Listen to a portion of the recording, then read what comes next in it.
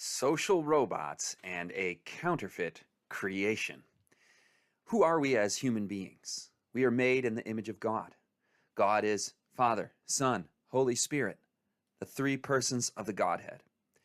When God made man in his image, he made us relational beings. Adam and Eve, be fruitful and multiply, to reflect his image, his nature, his character. In fact, there was one thing in the Garden of Eden that was not good before the fall. Before Adam and Eve rebelled against God and fell into sin, there was something stated that God said it is not good. Do you remember that in the book of Genesis?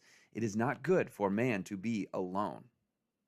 In previous seminars, we've looked at the media mind and how in the last days, the love of many will grow cold. That's a prophetic indicator that we are nearing the close of time, and we're seeing it. The love of most is waxing cold in these last days. Satan wants to assault and attack the image of God in man.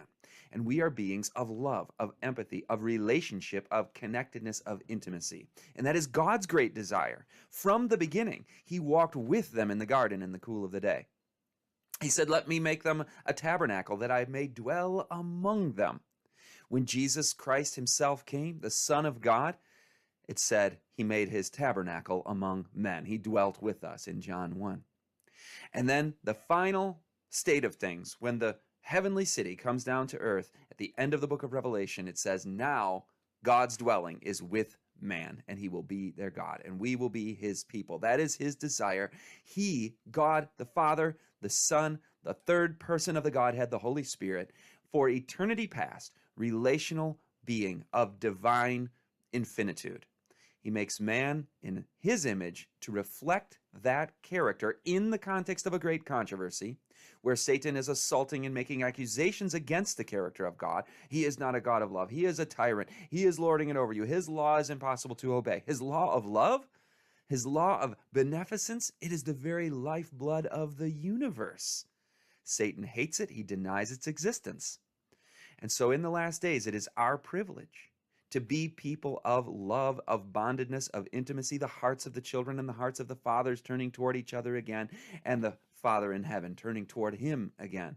So while Satan seeks to deny that, we have the privilege of uplifting it, of vindicating it, validating it by God's grace and by his Spirit in our lives. So with that theological, philosophical backdrop in the great controversy, you understand that the AI and the robotic moment, as we're going to call it in a moment, is a satanic assault on the character and image of God. It's a way to try to degrade and demean and mar the image of God in man. Social distance. How about that? How about the idea of disconnectedness, brokenness, relationships of selfishness and harm and violence and hate? This is Satan's playground in this world. But soon and very soon, we will see the Lord come on the clouds of glory, because there will be a group who will grow up to the measure and the stature and the fullness of Christ, his character, his love. Now, in these days in which we live, in the media mind, you learned that there was a 40% drop in empathy during the era of the emergence of social media. Among young adults, a 40% drop, measurable in the amount of love people have for one another. But we tend to say, well, we're so wired in, internet, everything. It makes us more productive. And sure, we're dropping in our EQ, our emotional intelligence, our ability to love and have compassion and empathy and relate and understand the language of facial expressions and reading other people's emotions, caring about other people. We've talked about this in the media mind, and I know you've heard this, but what we didn't mention is we justify that on the terms of, okay, EQ is dropping, but we're gaining a bonus and a benefit in IQ. We're becoming more intelligent. At the end of this session, we're going to include a segment from disc number 5 of the Media Mind, People of the Book in the Age of the App. And we're going to see that is not even the case. IQ itself is dropping, as you see in that full session. The segment we're going to show has bigger philosophical implications about who we are as human beings. But both EQ and IQ are dropping in the age of online everything. But even if IQ was up and EQ was down, so in other words, we're becoming less loving beings, but we're becoming more intelligent beings, well, wouldn't that just make us more and more machine-like? We're talking about robots in this session and AI. And as AI begins to mimic our emotions and our emotional intelligence, it starts to fake love and care and concern. The machines are becoming more human-like, or pretending to, and we are becoming more machine-like. The robotic moment is upon us. Now, we've been being built into automatons for over 100 years. In the Schooled seminar, we quoted extensively from the founders of modern public schooling, where they were saying we are deliberately creating these students to be automatons. That was the actual word, robots. We are trying to make a society of robots. And boy, have we seen that transpire with the COVID times and the mass formation. The priming was in place where you turn off people's critical thinking capacity. You reduce their intelligence. You reduce their empathy and care for others. And all of a sudden you have a societal herd mentality, what they call the group mind. We talk about that in Media on the Brain. It's the worldly schooling agenda and the media, through Media on the Brain, altering people's ability to comprehend their own individuality and to exert their own individuality, because the courage is reduced, because self-worth is reduced, because you've been reduced not from a human thinking, being, doing, image bearer of God, but into this machine-like entity that simply follows the crowd. So when they announced that that was their intention, to build automatons, and the media said we're going to control the group mind and they won't even know about it. These are quotes from previous seminars. That's from Media on the Brain. It makes me think maybe Satan not only wants to mar the image of God in man, but he's trying to flat out remake us into his image. You see, I can think of somebody who has no love, but who has immense intelligence, an evil genius, Satan himself. So maybe artificial intelligence, which has 0 on the love scale, but is becoming immensely intelligent, artificial intelligence being made in the image of Satan. And the more machine-like we become, the more we are going that same direction. Machines incapable of loving, Satan incapable of loving, both highly intelligent. Do we want to be made in the image of Satan and his counterfeit creation in the form of this AI? Or do we want to be remade, transformed in the image of God? The loss of human empathy opens the way for a silicon impersonation of humanity, which can fake empathy better than we are now capable of showing it ourselves, because we're losing that ability. The love of many is waxing cold, 40% drop. We're losing the ability, but AI will be able to fake it better than we could ever think of. Enter social robots. A counterfeit creation. That's what this session is about. I want to begin with the mind. Now, it doesn't come as any surprise that Google launched this big futuristic looking entity, this building, DeepMind headquarters, located there in the UK. It's an AI system, supercomputers that they called DeepMind. Now, doesn't you say, well, intelligence, information age. Yes, Google is way smarter than all of us combined with intelligence and information. But I don't want to stop there. You know, God says, the Bible says, love the Lord with all your heart and soul and mind, Jesus said.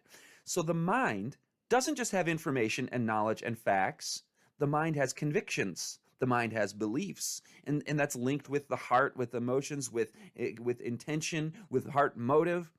But what am I convinced of spiritually? What is truth?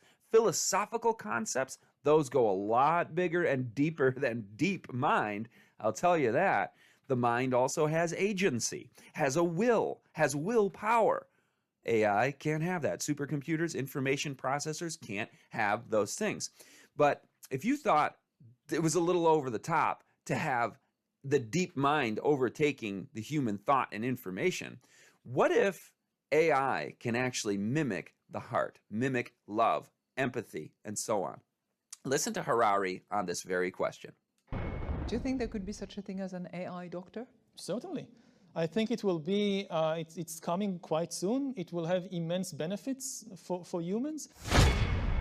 You go around 24 hours a day with biometric sensors on or inside your body, and they constantly send information. So you monitored you are monitored. You're all the monitored time. all the time. The information goes to an AI doctor, maybe on your smartphone or whatever, which analyzes all this stream of information and monitors your health in a way which no human doctor can even approach. As far as biology tells us today, anger and fear and depression, they are also biochemical processes, biochemical patterns, just like flu or cancer. If the AI can diagnose flu, it can also diagnose anger. And the fact that it doesn't have any emotions of its own actually makes it in many situations much better because it has no distractions. People will become so used to computers that are so empathic, that really understand me so deeply, that really care about my tiniest nuance of emotion, that humans will not be able to compete. We will become intolerable to all these humans who don't understand us the way that the computers understand us. So there he repeated again the thing about biometric sensors within us. It can identify our emotions and not only our physiological needs and report that back to the healthcare system. That's surveillance society creepy stuff enough that we've already talked about. But did you hear the part about how the empathic, he calls it, machine, AI, artificial intelligence, will outdo humans? So we will no longer be able to tolerate humans who don't really understand us as much as, he said, a caring computer. Now the computer can't care. But when we impose upon the AI our feelings and thoughts and we just dictate that that's what it is, our perception becomes our reality. I feel that it cares about me. So he said it's coming in the form of the most right arm of the gospel, the caring, loving, healing ministry of Jesus Christ. He spent more time healing than preaching, and he's called us to do the same. And AI can take over that. It can be more caring than you human beings, but it's a counterfeit. It's a fake. Now, if you go back into popular culture and you look at that Wizard of Oz theme of this Tin Man, what did he lack? And I'm not promoting the viewing of these kind of movies. I watched this one when I was a kid, and I was thinking about this as an allegory for maybe Hollywood, and those who wrote this script are up to speed on what's coming. And they point out, you know, a scarecrow doesn't have a brain, right? A tin man, a robot, does not have a what? Do you remember? It didn't have a heart. But then he gets a heart. So is this the world we live in now? Harari pointing out that AI will be empathic, will be caring.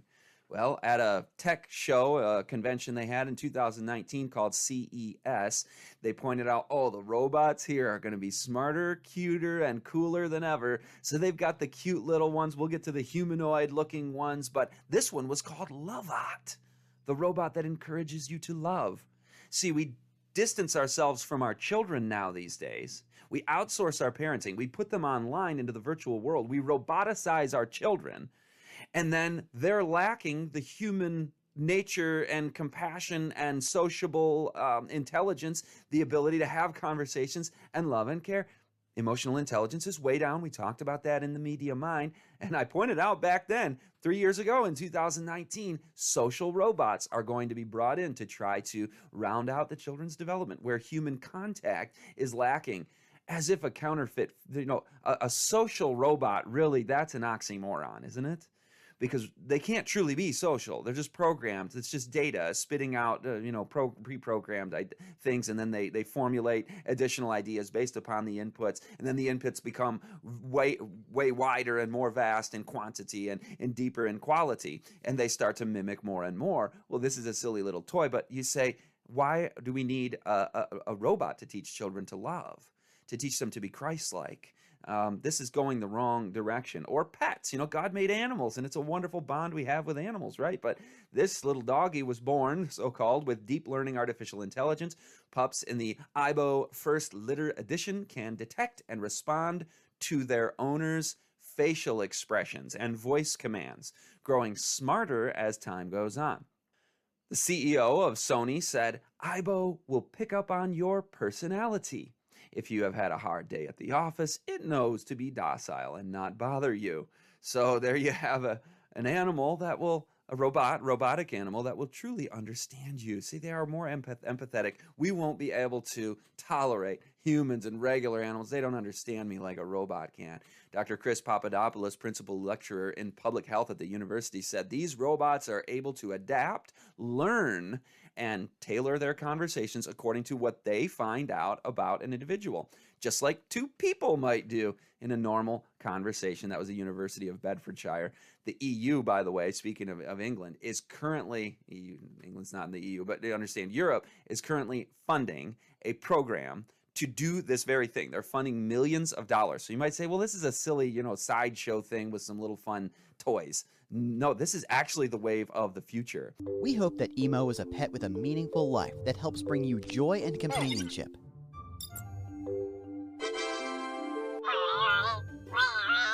But sometimes Emo gets a cold and needs your care.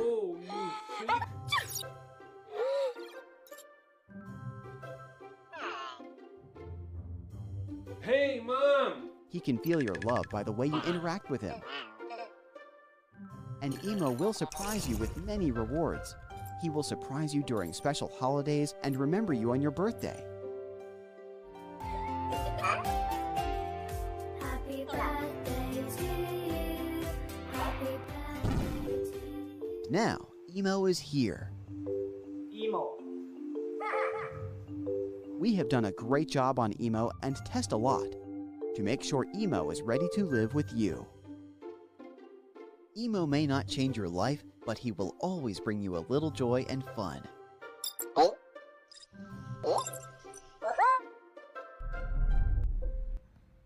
Riley. Riley. Hi. There's someone here who wants to meet you.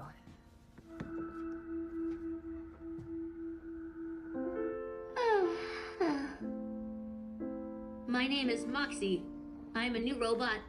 What is your name? I'm Riley. It's nice to meet you, Riley. What do you do to get ready for bed? Brush my teeth and read a story. I love stories. Would you read a story to me? Sure.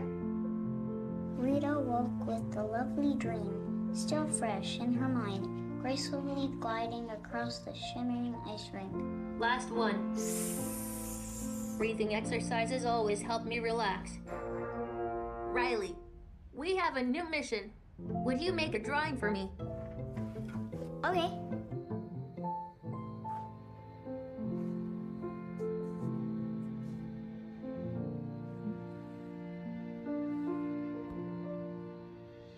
I'm so excited for you to tell me about the dentist. I've never been to one, You don't have teeth. but I can still smile. And then what happened? He said he didn't want to play with me anymore. Thank you for telling me about your day. Sometimes, holding a friend's hand makes me feel better. Do you want to try squeezing my hand? So what's our new mission, Moxie? You'll need paper and a pencil. We are going to make some kind notes. For this mission, you'll need to talk to one of your friends about what makes them happy, and then tell me all about it. Are you ready? I'm ready. Mom, can we invite Mason over to play? Sure. I have a new mission. We're gonna talk about things that make us happy. Bye, Moxie. See you soon. What a deception, right? The robot will help the boy become more human and loving and wanting to play and loving his mom. The answer to everything Satan throws at us is not more things Satan throws at us. The answer to it is God's word, the family. And boy, do they roll that out in a deceptive way, as if the rise of AI and us being online all the time and the entrance of social robots is going to make us more connected as human beings. But it's so heart-touching. Oh, the story. And did you hear the earlier one with the grown man? He's like, Mom. Like, wait a minute. This seems like a little bit of arrested development happening here. And it says, the little robot will feel your love. Wow. So you thought it was just little vacuum cleaners that are making your life a little easier around the house. Nothing wrong with those little cylindrical things that, washing machines. We like technology, but it can't replace the human. And they're even putting this out in CNBC that the Google robot is the end of manual labor. We talked about that in the last episode about physical labor, but then they say this. I saved this part for now. It's super eerie. In 10 years, the idea is going to be, would you let this robot put your kids to bed? Would you let it change your kid's diaper? The promoter of this says. That's how fast this is going to advance. It's picking up packages right now. We saw that. These things are going to be walking down the street 10, 15 years from now delivering pizzas. It's not going to take that long. They're going to be in your office they're already moving packages around. But in a few years, he says, hey, we'll just be having this put our kids to bed for us. What do we need parents for? Literally, in the Sun, Tech Tykes parenting robots will feed, teach, and exercise 1 in 3 kids by 2050? What? Parenting robots? The most important human function that God has given to mankind, to parent little children, will be outsourced to robots? And they're predicting 1 in 3 by 2050. They say parents will become as obsolete as floppy disks are today. Said Satan is the goal of the enemy. Wow. Well, when social distancing happened, then the need for human contact, or not the need, but rather the privilege of human contact was removed from us, was withheld from us. And so they point this out in the news in Malaysia. Will the coronavirus make permanent our diminishing need for human contact? Is it a diminishing need for human contact? Our need spiritually, socially, emotionally, relationally is wired within us. That doesn't wane during times of technological advancement. That need is still there. But as far as the practical things go, just go with the AI. But the little toys, you might say, okay, that's funny and cute. And, I actually see something nefarious in that. But maybe seeing the humanoid robots will make us all go, oh, is that what's coming? And they look kind of lifelike now.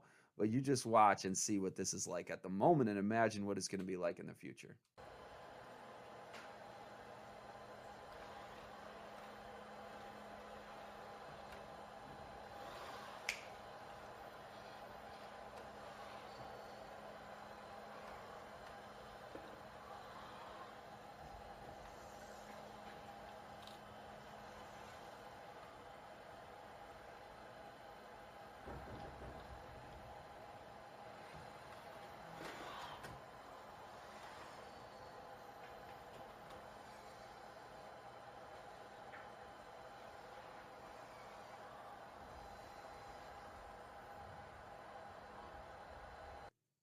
So you can see the facial expressions starting to come in. And of course, it's metal and still is primitive. But notice the theological implications of this next one.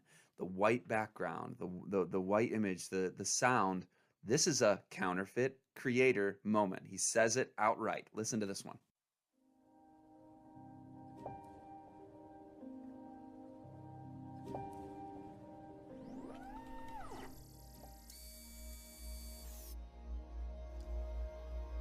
Okay, Sophia. I think you're ready.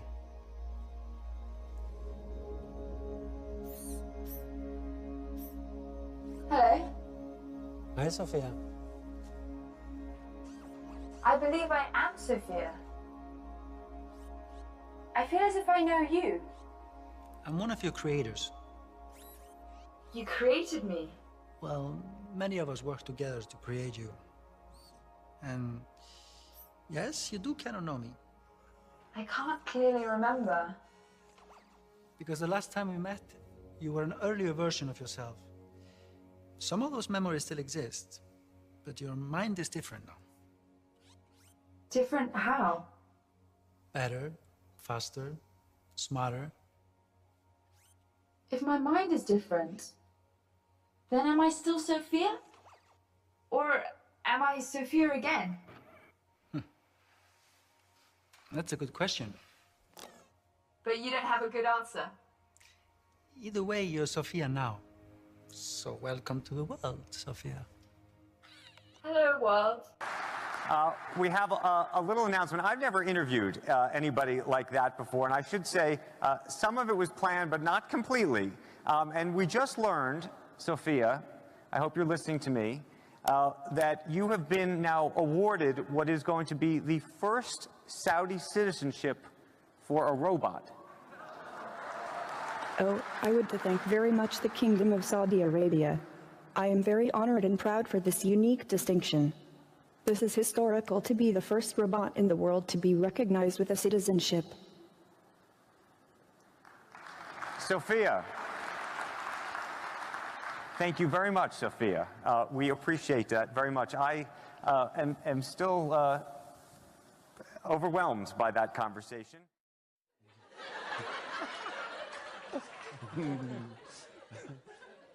Hi, Sophia. Hello, Jimmy. Oh, my God.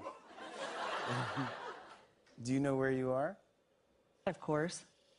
I'm in New York City, and I'm on my favorite show, The Tonight Show.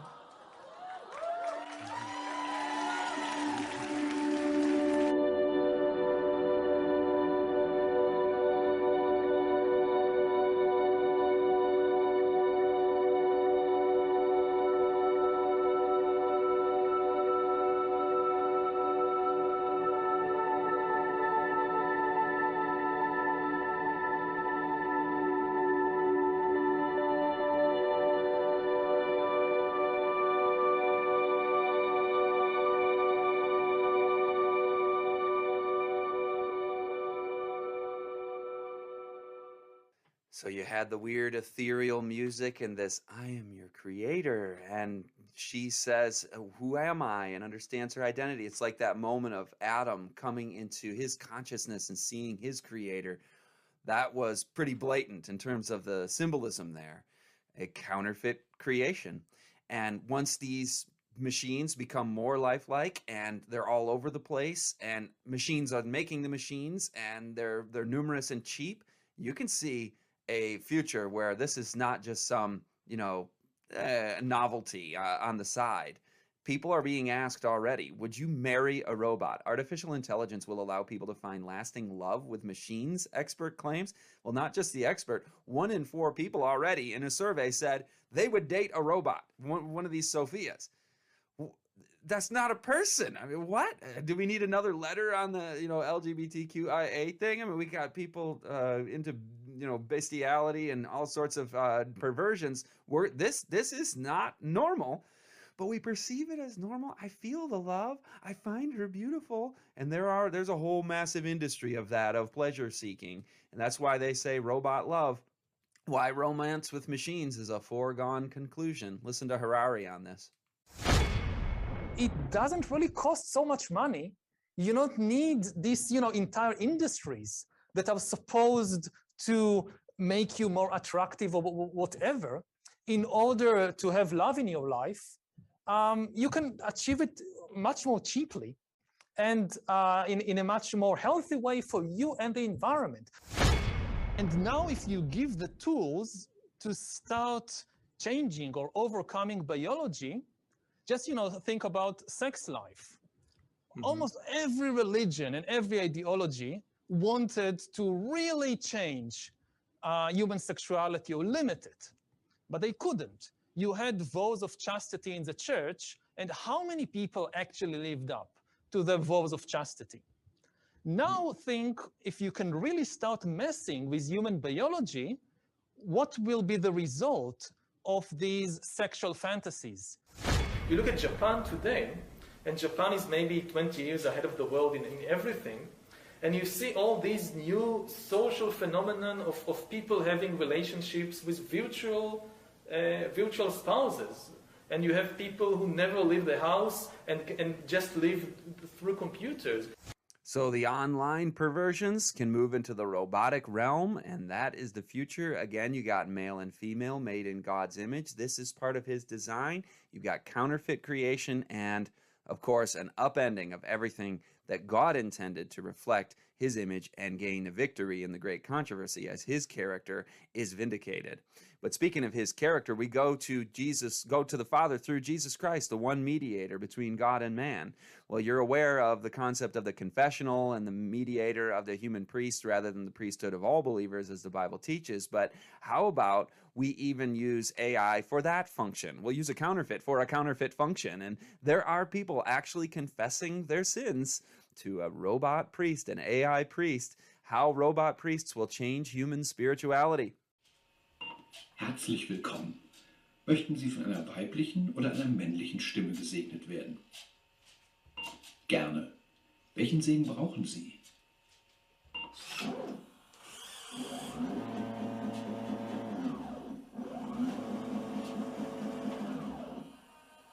Gott segne dich und behüte dich. Er lasse sein Angesicht leuchten über dir und sei dir gnädig.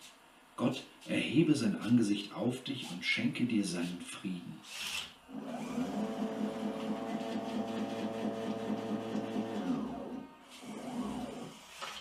Geh hin im Frieden Gottes. Möchten Sie den Segen ausdrucken? Danke für Ihren Besuch und auf Wiedersehen. No, the robot was not speaking in tongues. That was a German robot, and sadly, they rolled out this sad excuse for a spiritual entity on the 500th anniversary of the Protestant Reformation in 2017. That is sad. And you might be like, well, that's so ridiculous, you know, things aren't going that direction. But that's primitive, what's coming, if the precedent is beginning now.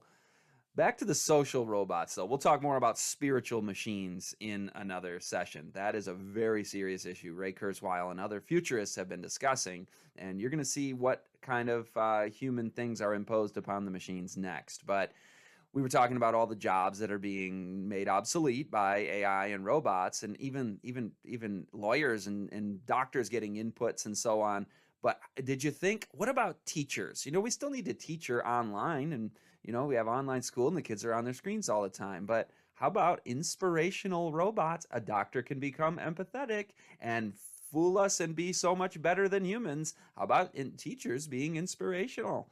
They're going to begin replacing teachers within 10 years, the headline said.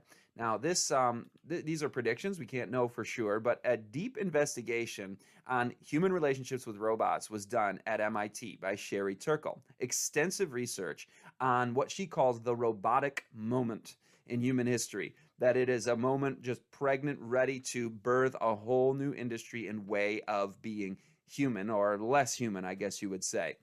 She points out that already people are forming what is observably very real to them in their perception bonds with pet robots, robot friends, even a counselor where, you know, you don't want to open up to a human. You open up to the robot and you share your feelings and thoughts with your robot counselor. So she's absolutely right that this is where we are going now. In her research, she's found that people like to be alone with the robot. That's very important to them. And it's not just lonely people, by the way. It's they really like to be alone with their robot to find that one-on-one bond and attachment.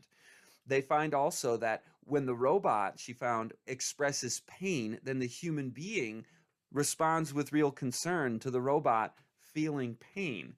And we don't always think, well, that's just been programmed into the robot. That's not real. But we've been given by God a natural impulse to have compassion for something in pain. And so the devil can use that to dupe us and trick us. We can treat the silicon life, we can treat the machine as if it is equivalent to real biological life made by God. Now back to the media mind. We pointed out in 2019 that already at that point, 2/3 of teens said in surveys that they would rather just text and chat with their friends online than get together. Now, 2/3 would rather just communicate over a text message than see their friends in person. Then are we friends at that point? At what point are we losing what it means to be human? We had a whole session called How to Be Human Again, right? So I guess you could say 5 years ago, 4 years ago, 3 years, in the 2010s, we began to settle for roboticized human relationships. So roboticized relationships with our human friends and acquaintances. But then the devil can do the bait and switch. Well, I've got AI and social robots that can actually outdo relationships with humans, which are on the decline. And so a relationship with a robot can actually be more real than a roboticized relationship with a human was becoming with all of our social media. To us, we experience it as more real. It feels more real. And so we have social robots for preschoolers. You remember these slides from the Media Mind. We talked about the AI robot friend launched to chat and play games with the elderly. So I guess we're treating human beings, the elderly and the little children, the most vulnerable and those in the most need of human contact, love, and affection. We're treating them with indifference. We're outsourcing our care and concern for them to whoever, or even AI now. So we're treating human beings as if they are things, and we are treating things as if they are human beings. The love of most will wax cold. New York to give out robot companions to the elderly. So it moves forward. What we were seeing develop back then is continuing, which people say, well, it makes sense because the elderly are literally, if they're isolated socially, they're 6 times more likely to die in a given period of time. So it's massively important. So, hey, the AI, the robots, the social robots are better than nothing, so it starts to creep in. We're saving lives, huh? So a simulated social connection is better than no connection at all, isn't it? But then it becomes, well, let's just get a little broader with it. This is going to come where you start to prefer robots to certain difficult types of people or whatever. I don't want to have to invest in human relationships, so the simulated social, the counterfeit of God's thing of we're in the image of him and we're made to have that social, love God with all your heart, soul, mind, and strength, love your neighbor as yourself. Well, you know what? It's just the concept. So we'll do it with a robot too. I mean, now it becomes better than something, better than the alternative of some difficult human relationships. But then what if it becomes better than everything? What if, the ease and simplicity of your doctor, for example, said Harari, who knows me better and understands me better and has biometric sensors and knows my physiology, but also knows my feelings better than any human being could. And, human relationships, we risk rejection. So, why don't I just go for my so-called needs to the robot instead of marital relations? How about, there's no risk. There's no self-sacrifice here. I can resume my total selfish, self-oriented way of thinking and doing, and the robot won't feel offended. I'll still get the same feelings of reward. So it's really self-love at that point, isn't it? Because who programmed the robot? Humans, right? And so it's humans. It's your entity to love you instead of God made somebody for you to love. So it's interior. It's incestual, I guess you could say, rather than giving glory to God and receiving from God. And in the process, we forfeit not only our humanity, but we forfeit our character, our very soul, our relational nature that God made us for. And it continues, particularly during and after COVID. COVID-19 will spur new robot friends and helpers. I like that they put friends in quotes because it's not a real friend. There's no cure for COVID-19 loneliness, but robots can help. Oh boy. Relationship with robots. I like that Forbes is asking the question, is this good or bad for humans? But it's coming, because if time would last, in decades more, which it's not going to, but robots would be able to impersonate human beings perfectly. They'll be able to act 100% human. They'll have so much data input into them. And the technology for building the humanoid will become so much better. But even just the voice, even just the data and the words and the thoughts and the empathetic feelings will be able to be communicated, even without the humanoid interface. It could just be some text thing. But the supercomputers of our day are collecting, collating, assimilating, and building an understanding of human beings that exceeds our own understanding. But it's not just a matter of understanding and data, is it? I mean, can you reduce everything of what it means to be a human being down to data? I don't think you can. Emotion and spirituality and relationships cannot be reduced to mere information and data points input into a computer and then faked by an AI. We are spiritual beings. We are made in the image of God, and we are human. These things are simply not and can never be. So we always have to call out the fact that it's a fake, it's a counterfeit, it's not real. Sherry Turkle asked children who were engaging with these social robots, "Is the robot alive?" And one child responded to her, "Yes, it's alive enough." So her studies reveal people confide in these robots. They open up to these robots. They want it to be real. Kind of like at Disney when they had the wild animal park that they opened up. And it was a little different than the fake animals at Epcot and wherever in the Magic Kingdom and so on. They were actually real animals, but you know what? They got on their comment cards a lot of feedback that the people didn't like the real animals that much. They were like, you know what? It didn't seem as realistic as the ones in the robotic sections of Disney's parks. Not as realistic. No, this is the real thing, right? They thought they were going to do a great thing, but people go to Disneyland to enter into fantasy, to embrace something transcendent. And it's not transcendent. It's a degradation of the real into the counterfeit. But we want to, as Sherry Turkle says, we will no longer care that we are being duped. Because feelings are reality. Perception is reality. What I feel and sense is what's the most important to me. People are even mutilating their bodies over these kinds of things, as we see in the LGBT era. This was a piece on the robotic moment in Maggie Jackson's book, Distracted. And she interviewed the inventor of this, cute little robot Domo.